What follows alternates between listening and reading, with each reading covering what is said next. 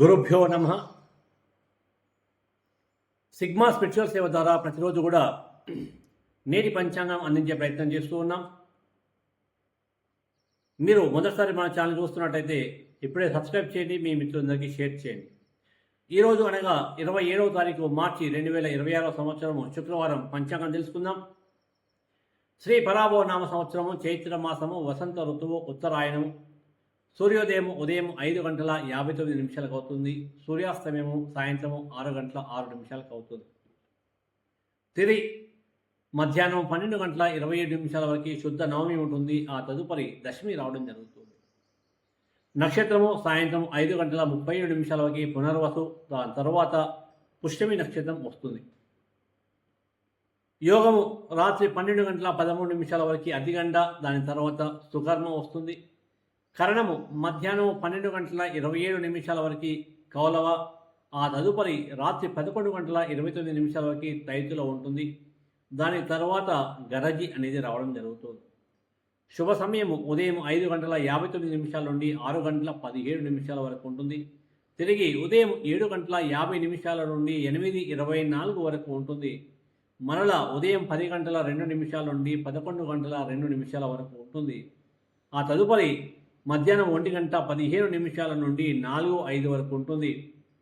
తిరిగి సాయంత్రం 5:05 నుండి 6:06 వరకు ఉంటుంది. రాహుకాలము ఉదయం 10:30 నుండి 12 గంటల వరకు. యమగండం మధ్యాహ్నం 3 గంటల నుండి 4:30 వరకు. దుర్ముహూర్తము ఉదయం 8:25 నుండి 9:13 వరకు ఉంటుంది. మరలా మధ్యాహ్నం 12:27 నుండి 1:15 వరకు ఉంటుంది. వర్షం ఉదయం 6:18 నుండి 7:49 వరకు. మరలా రాత్రి 1:14 నుండి 2:45 వరకు ఉంటుంది. అమృత గడియలు మధ్యాహ్నం 3:21 నుండి సాయంత్రం 4:51 వరకు ఉంటుంది. దీంతోపాటు ఈరోజు పుట్టిన ప్రముఖ వ్యక్తులు చూద్దాం మనం. 1845 సంవత్సరం ఇదే డేట్ నాడు విల్ హెల్మ్ కన్రాడ్ రాంట్ జెన్ అనే వ్యక్తి జన్మించారు. రాంజెన్ వీరు ఎక్స్ కిరణాల ఆవిష్కర్త, అదేవిధంగా నోబెల్ బహుమతి గ్రహీత కూడా. 1903 సంవత్సరంలో హెచ్వి బాబు గారు తెలుగు సినిమా దర్శకులు జన్మించారు. 1927 సంవత్సరంలో Raj Begum melody queen of Kashmir అని పేరు పొందిన వ్యక్తి జన్మించారు. పద్మశ్రీ అవార్డు గ్రహీత కూడా. 1937లో రాగిని చలనచిత్ర నటి జన్మించారు.